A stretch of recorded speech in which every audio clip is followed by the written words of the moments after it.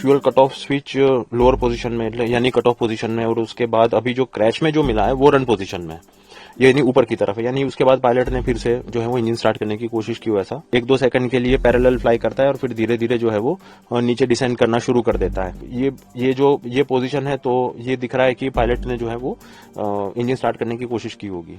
तो ये पॉसिबल है कि टेक ऑफ करने के बाद दोनों इंजन जो है वो शट डाउन हुए हो। जब फ्यूल मिलना बंद हो जाता है तब दोनों इंजन काम करना बंद हो जाते हैं, और फिर ये जिस प्रकार की घटना हुई वो पॉसिबल। जैसे कि आपका एयरक्राफ्ट लैंड कर गया है, आप अपने गंतव्य पर पहुंच गए हैं, आप टैक्सिंग कर रहे हैं, आप अपने एयरक्राफ्ट पार्क कर दिया, उसके बाद इंजन को बंद करने के लिए कट ऑफ स्विच का इस्तेमाल किया जाता है। जो रिपोर्ट आई है वो प्राइमरी इन्वेस्टिगेशन के बाद आई है, और ये प्राथमिक रिपोर्ट है। तो उसमें दोनों इंजन टेक ऑफ के बाद फेल हो गए। अगर हम उसकी वीडियो देखें तो वीडियो में ऐसा दिख रहा है कि जहाज जो है वो बहुत ही नॉर्मल टेक ऑफ कर रहा है, और टेक ऑफ करने के बाद वो धीरे धीरे ऊंचाई भी गेन करने लगा है, मगर कुछ सेकंड के बाद वो जमीन से 1-2 सेकंड के लिए पैरेलल फ्लाई करता है और फिर धीरे धीरे जो है वो नीचे डिसेंड करना शुरू कर देता है।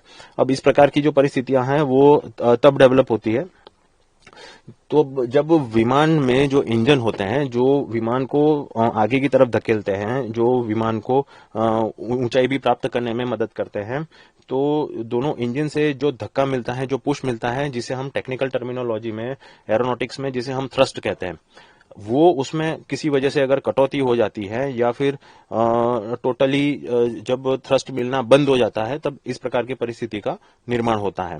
तो ये जब रिपोर्ट नहीं आई थी उसके पहले भी ये कहा जाता था कि दोनों रिपोर्ट, और फिर उसमें रैट भी जो है वो रैम टर्बाइन है वो भी एक्सट्रैक्ट हुआ था, तो ऐसा कहते हैं।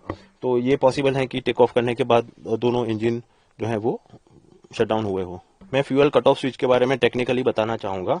जैसे कि आप यहाँ पर आप देख सकते हैं कि जो 2 सीट के बीच में, पायलट की जो 2 सीटें होती हैं उसके बीच में, यहाँ पर बीच में थ्रॉटल क्वाड्रेंट नामक एक प्रणाली है।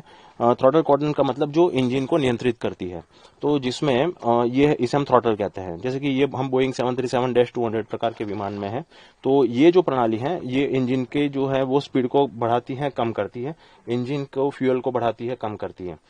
नीचे की तरफ जो है वो that is a fuel cut off switch. अब ये मैं जैसे कि बताया कि हम बोइंग 737-200 में है, जो ड्रीम लाइनर है, जो विमान दुर्घटना जो क्रैश हुआ है, उसका जो शेप होता है, उसमें जो ये फ्यूल कट ऑफ स्विच है उसका शेप थोड़ा सा अलग है।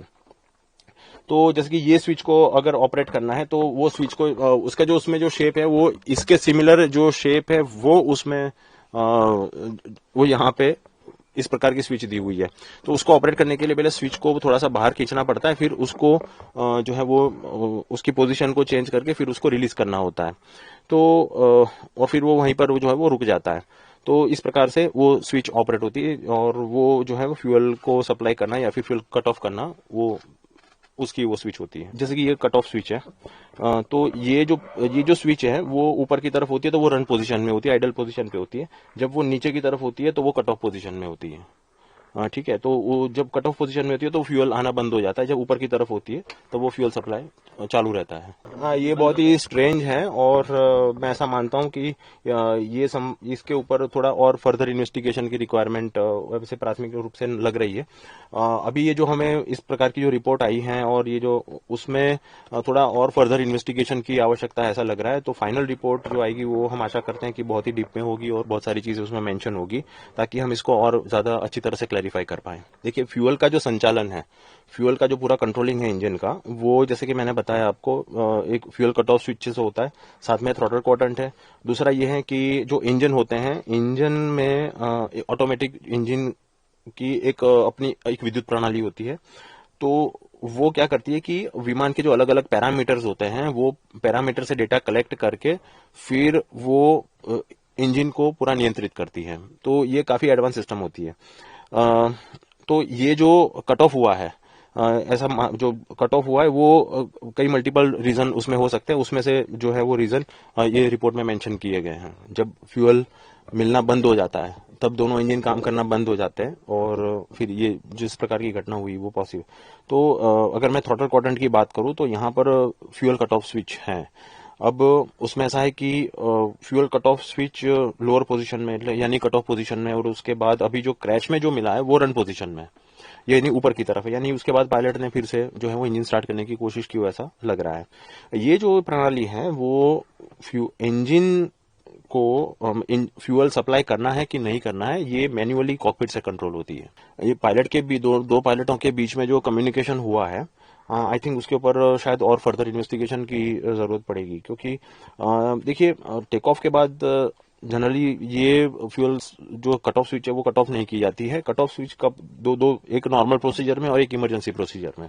नॉर्मल प्रोसीजर में जैसे कि आपका एयरक्राफ्ट लैंड कर गया है, आप अपने गंतव्य पर पहुंच गए हैं, आप टैक्सिंग कर रहे हैं, आप अपने एयरक्राफ्ट पार्क कर दिया, उसके बाद इंजन को बंद करने के लिए कट ऑफ स्विच का इस्तेमाल किया जाता है।